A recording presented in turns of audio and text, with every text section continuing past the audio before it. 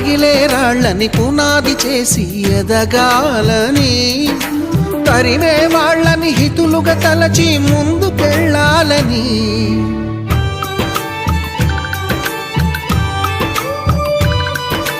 కన్నుల నీటిని కలల సాగుకై వాడుకోవాలని, కాల్చే నిప్పుని ప్రమిదగా మలచి కాంతి పంచాలని, గుండెతో ధైర్యం చెప్పెను, చూపుతో మార్గం చెప్పెను, అడుగుతో గమ్యం చెప్పెను. నేనున్నానని నీకేం కాదని, నిన్నటి రాతని మార్చేస్తానని.